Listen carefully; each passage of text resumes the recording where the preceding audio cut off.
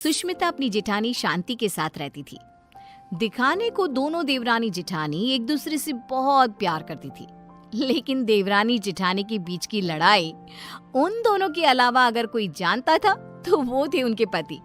उन दोनों में हमेशा ही लड़ाई होती रहती थी, कभी खाने को लेकर तो कभी कपड़े को लेकर। ऐसे ही एक दिन सुष्मिता का पति वरुण अपनी पत्नी और अपनी भाभी शांति से कहता है, सुष्मिता भाभी और भैया, मैं सोच रहा था कि इस घर में एक नौकर रख लेते हैं, क्योंकि इस बड़े से घर में मेरी भाभी माँ और मेरी प्यारी पत्नी के अलावा और कोई नहीं रहता।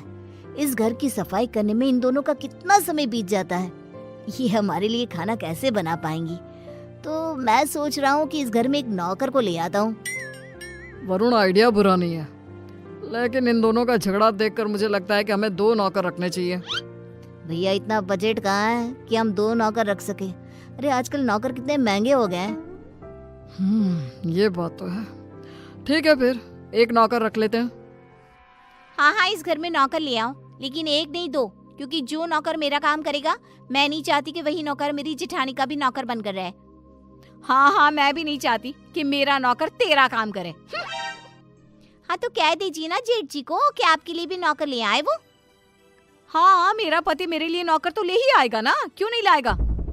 इस तरह दोनों के बीच एक बार फिर से झगड़ा हो जाता है। ये देख वरुण और विक्रम उन दोनों की लड़ाई में ना पड़ते हुए अपने अपने काम पर निकल जाते हैं, और काम पर जाते जाते दोनों भाई आपस में एक दूसरे से बात करते हैं। भैया, अगर यही हाल रहा तो हम लोगों को कभी भी खाना समय पर नहीं मिलने वाला।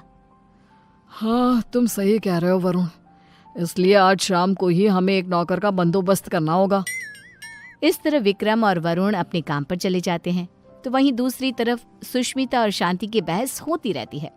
वो दोनों अपनी बहस में इतनी मगन हो जाती हैं कि उन दोनों को पता ही नहीं चलता कि कब समय बीत चुका है। ऐसे ही शाम हो जाती है, और शाम के वक्त जब डोरबेल बजती है, सुष्मिता दरवाजा खोलती है। उसके सामने वरुण और विक्रम के साथ एक नौकर दिखता है।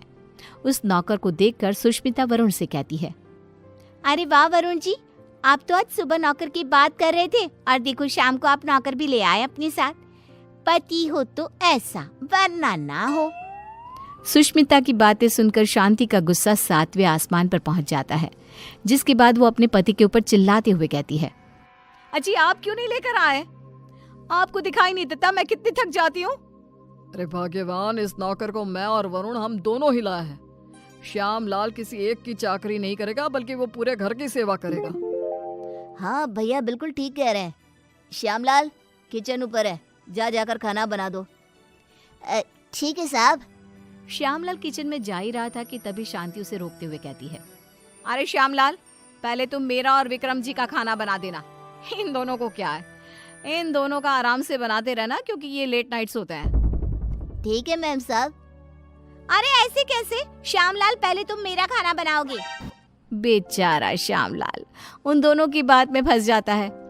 वो सर पर हाथ रखकर बैठ जाता है, क्योंकि उसे समझ में ही नहीं आ रहा था कि पहले किसका खाना बनाया जाए। ये देख अब विक्रम श्यामलाल का समय फिक्स कर देता है, और अपने समय अनुसार श्यामलाल अपना काम करता है। कुछ दिन तो घर में शांति का माहौल बना रहता है, लेकिन एक दिन श्यामलाल कपड़े धोने के लिए सुष्मिता के पास जाता है और उसे कहता है, बेन साहब, कपड़े धोने के लिए हैं तो आप मुझे दे दीजिए, मैं अभी आपके कपड़े धो देता हूँ। उसकी बात सुनकर शांति आती है और उसके ऊपर चिल्लाते हुए कहती है, श्यामलाल, तुम पहले मेरे कपड़े धोगे। अगर तुमने मेरे कपड़े नहीं धोए तो मैं तुम्हें नौकरी से निकाल दूंगी। जी, नाम तो आपका शांति है, लेकिन आपके अंदर ना शांति नहीं है बिल्कुल भी। अरे इस समय वो मेरे कपड़े धोएगा। हाँ, श्यामलाल उन दोनों की बातें सुनकर फिर से एक बार फंस जाता है। दुखी होते हुए कहता है, मैम साहब, आप दोनों ही मुझे अपने कपड़े दे दीजिए, मैं एक साथ कपड़े धो दूंगा। नहीं, हमारे कपड़े एक साथ नहीं धुलेंगे।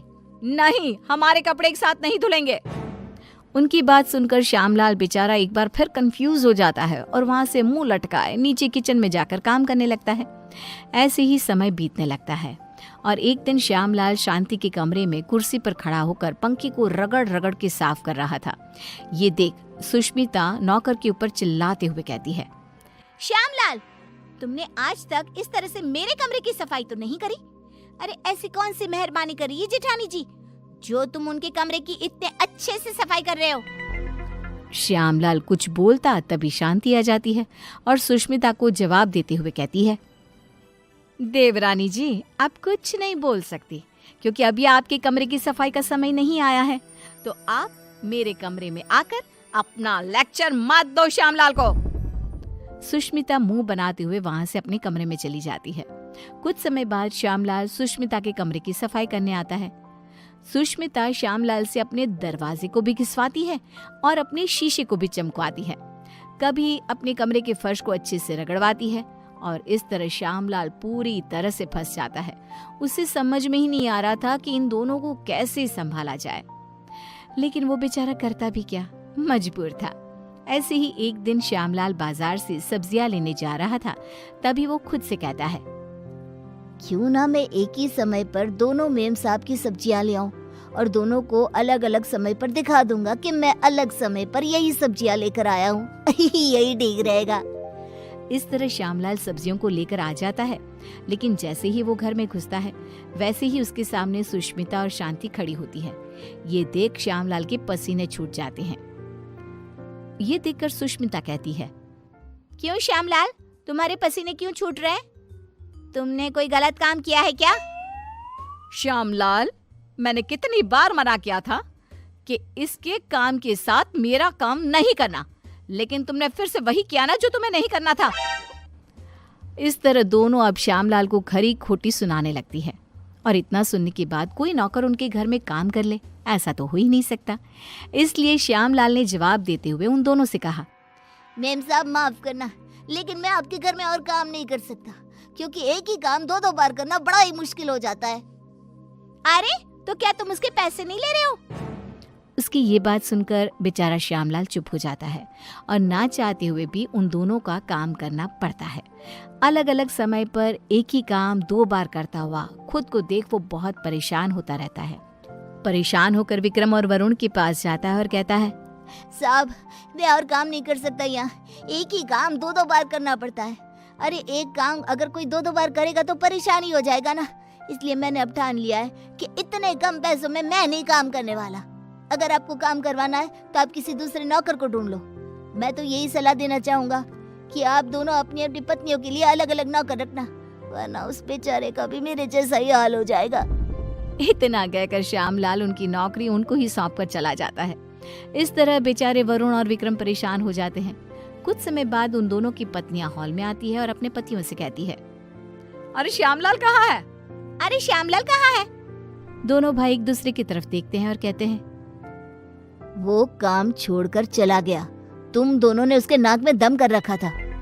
अच्छा, तो हम लोगों ने उसके नाक में दम कर रखा था तो तुमने उसको निकाल दिया ना, तो अब इस घर का काम तुम लोग ही करोगे। हाँ, मेरी देवरानी बिल्कुल सही कह रही है, अब इस पूरे घर का काम तुम लोगों को ही करना होगा। इतना कहकर दोनों देवरानी जिठानी चली जाती हैं। अब बेचारे वरुण और विक्रम दोनों को ही घर का काम करना पड़ता है। घर की सफाई, कपड़े धोते, बर्तन धोते और खाना बनाने के बाद बेचारे दोनों ऑफिस जाते।